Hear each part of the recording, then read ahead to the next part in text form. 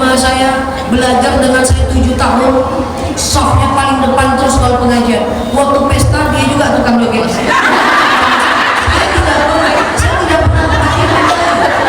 Saya masuk pesta itu saja.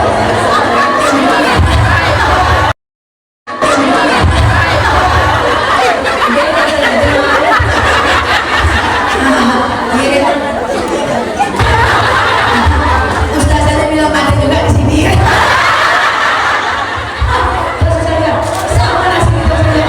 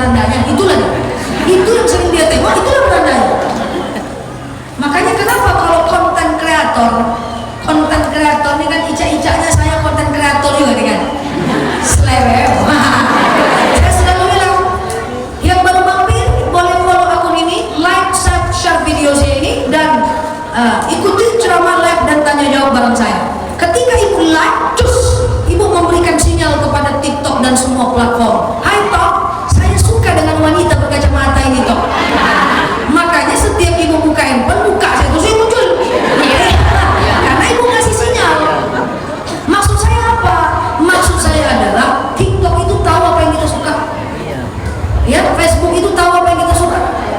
Maka ganti lingkungan online. Maksudnya apa?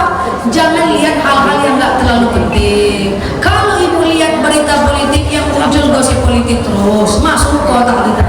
Kalau ibu lihat berita viral itu yang masuk. Kalau ibu lihat orang joget isi kepala ibu terus. Jadi ganti lingkungan. Ingat, 20% akan masuk ke otak kita apa yang kita lihat, 40% apa yang kita dengar. Kalau ibu nengok ada gosip, skip, jangan kasih ke delete. Kalau delete nanti itu lagi yang muncul. Ya, kalau ibu lihat orang bergoyang-goyang, skip aja, skip lah, tau dah. Iluan saya lah, itu artinya skip.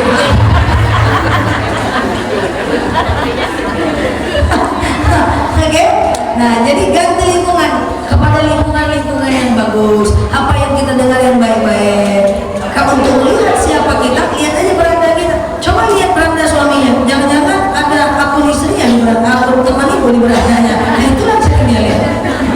Oke? Clear? Clear? Yang pertama apa tadi? Tinggalkan dosa.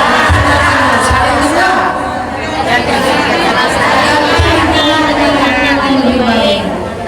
Tinggalkan setiap apapun yang mendatangkan dosa kepada kita. Titik. Harga kata. Karena pertemanan ini pula kita berdosa. Jangan kan itu. Karena ini pula saya berdosa, bagus enggak usah. Nah ini pula saya sakit hati, selalu saya marah-marah, bagus enggak usah. Tinggalkan.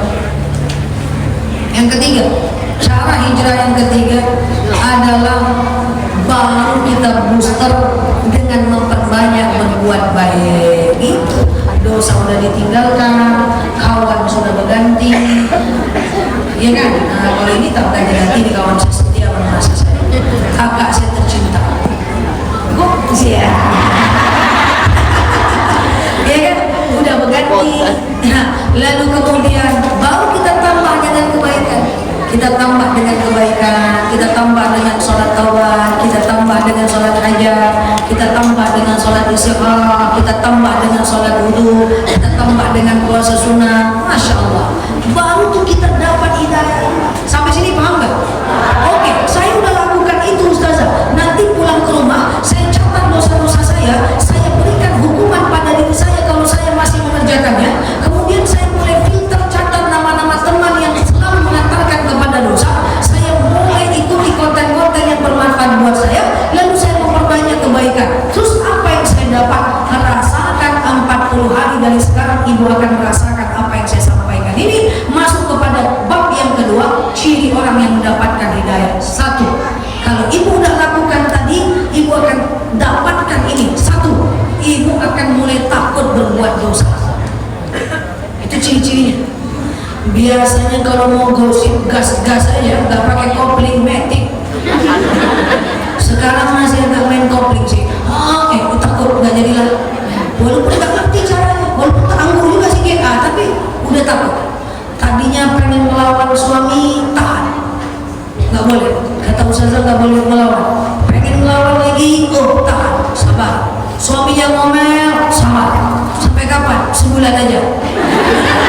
Setelah sebulan udah sabar aku sebulan ya bang, karena aku pengen dapatkan hidayah. Tapi makin aku sabar makin gua mengkik-kik. Nah, itu nggak sabar namanya. Sekarang saya tanya, sabar itu ada batasnya nggak? Tidak. Sabar itu ada batasnya nggak? Tidak. Ada batasnya nggak? Tidak. Jangan marah, saya cuma nanya. Batas sabar itu adalah batas keimanan. Tahan. Pengen marah dengan suami, tahan. Dimarahin disakati, istighfar, tahan.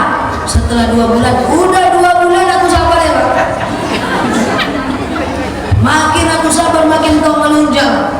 Lalu kita marah, berarti kita imannya cuma 2 bulan. Kemarin itu kita bukan sabar, tetapi kita cuma memendam untuk kemudian dijadikan bom waktu untuk mengungkapkan. Dan orangnya ada di sini.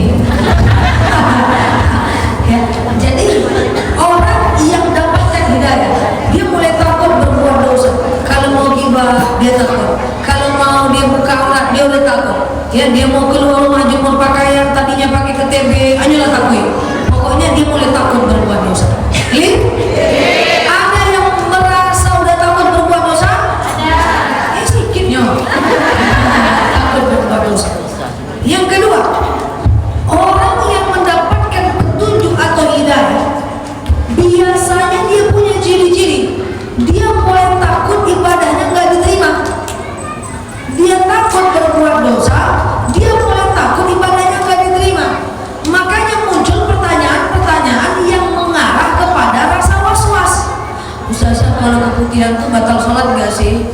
Kalau kita puasa pakai fiction helm batal nggak ya? Kalau saya puasa tapi marah-marah batal nggak sih? Kalau saya lupa rakaat saya harus gimana ya? Ustazah, kalau seandainya saya puasa pasang dua niat boleh nggak ya? Ustazah, boleh nggak puasa foto gabung dengan Senin Kamis? Ustazah boleh nggak sih kalau saya sholat terus nepuk jamu lalu jamunya itu darahnya nempel ke mukena, sah nggak ya? Risau dia. Jadi kalau ada di live saya pertanyaan-pertanyaan kayak gitu, menurut orang yang tidak mengerti itu pertanyaan biasa, tapi menurut saya itu pertanyaan berharga. Karena saya tahu kalau orang udah nanyakan itu, dia mulai takut ibadahnya nggak diterima, itu orang dapat hidayah itu. Paham nggak? Padahal darah nyamuk itu najis mahfu, najis yang dimaafkan saja. Ada nyamuk cok berdarah, selagi masih di situ darahnya, najisnya najis mahfu, najis yang dimaafkan. Ustazah, kalau ada kucing tidur di sejadah saya batal nggak ya sholat saya? Padahal bulu kucing itu najis mahfu, najis yang dimaafkan. Ustazah, kalau saya ada jerawat berdarah benanah, sah nggak ya? Jerawat itu darah dan nanah, harusnya najis, tapi karena dia berada pada wilayah yang sakit, maka najis mahfu, dimaafkan. Ustazah, kalau saya ambeien cemana kan berdarah, sebenarnya darah itu najis, tapi karena sakit dan dia cuma berada pada wilayah yang sakit, dia dimaafkan kecuali nempel ke betis. Makanya orang yang bibirnya kering berdarah sholatnya sah, kecuali darahnya nempel ke pipi. Selagi dia masih pada wilayah yang sakit, itu najis mahfu. Tapi orang yang dapat hidayah, dia akan mempertanyakan, dia risau takut ibadahnya nggak diterima, dan itu mantap. Oke. Satu, apa ciri-ciri dapat hidayah? Dua, takut ibadahnya nggak diterima. Maka pertanyaannya putar-putar di situ. Itu pertanyaan yang tidak semua orang akan menanyakan. Kalau dia tidak takut ibadahnya diterima, nggak kan itu ditanyanya. Nggak kan itu. Bodoh amat, penting udah sholat. Bodoh amat, yang penting udah puasa. Ya. Kok ibu sendu?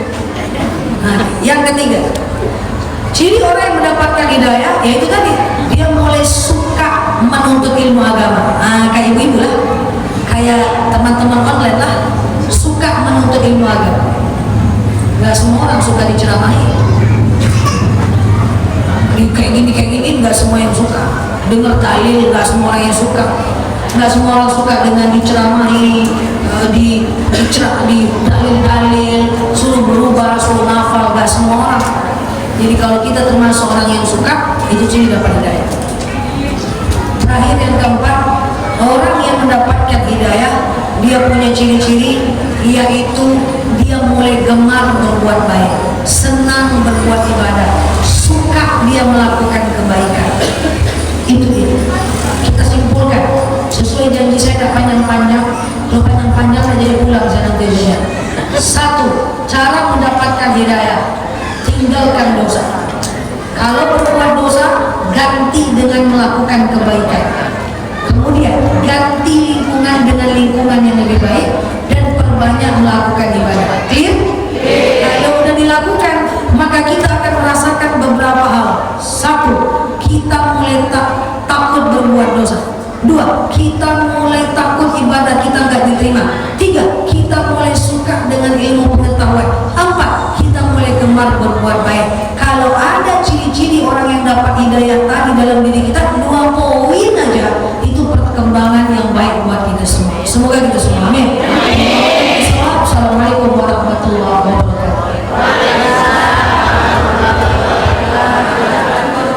Clear? Sampai paham? Nah, kita lagi. Masya Allah. Halo? Kelamaan? Kelamaan? Kurang? Wani piro? Kita dari pagi bilang kurang? Gak mau buka beliau dah. Dari pagi belum bebedak sampai sekarang. Tapi tetap kecil dia. Suka berbagi dengan beliau? Insya Allah kita akan hadirkan kembali. Amin ya Rabbal. Masih ingat apa yang beliau sampaikan tadi? Yang benar. Karena ngaji zaman nenek-nenek agak repot. Baru kita bilang sampai segini urap kita nyampe kan? Nanti kalau nggak lama lagi tanya, apa tadi Bu? Ya tentu dulu. Tapi alhamdulillah beliau sudah menyampaikan dengan detail, maka berkah untuk Masjid Al-Ikhlas. Walaupun duduk begini kita akan menyiapkan tenaga untuk naik ke Gua Hiro di atas. Kalau tadi menurut nanti akan menukik. Makanya siapkan tenaganya. Untuk tadi kami sudah minum makan es krim. Untuk menyiapkan tenaga. Karena saya tahu di sini akan menurun dan menanjak. Alhamdulillah, alhamdulillah bisa berjumpa dengan beliau. Ini adalah suatu hal yang sangat besar untuk kita syukuri. Karena begitu padatnya jadwal beliau, payah menghadirkan beliau ini. Tapi ke depan insya Allah yang mengundang beliau bisa telepon saya. Saya akan merayu kepada beliau untuk kita hadirkan. Gitu ya. Jadi ada banyak fans Ustazah semua. No? Ibu termasuk? Iya atau tidak? Iya. Dengarlah jawab-jawaban yang penuh harapan. Maka ke depan semoga bersedia untuk hadir kembali. Baik, ibu-ibu yang dirahmati Allah. Sampai jumpa lagi di lain kesempatan. Terima kasih sudah mendengarkan pencerahan dari beliau. Semoga ibu-ibu diberi tambah soleh.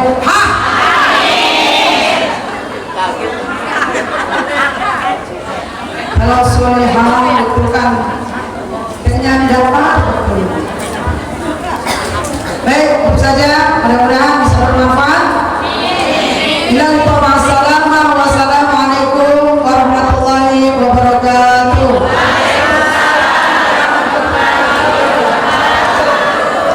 Sallallahu Nabi Muhammad. Yang kupikirkan kita keluar lewat mana? Apakah ada lift di atas? Boleh kita dikasih tempat untuk berjalan, karena kita akan mendaki ke atas. Foto dulu, duduk Bu. Duduk. Kita foto dulu ya. Duduk dulu ya Bu ya. Apa ya? Iya. Ibu nanti yang lain dapat giliran. Ibu tenang dulu ya. Aman. Jangan desaan ya Bu ya.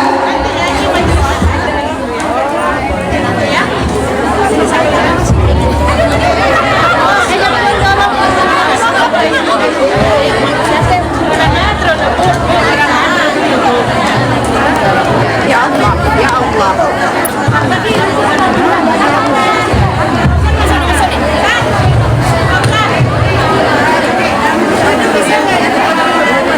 Ada tas hijau nggak di bawah? Tas hijau. Ada? Iya, punya Umi. Dapat semuanya.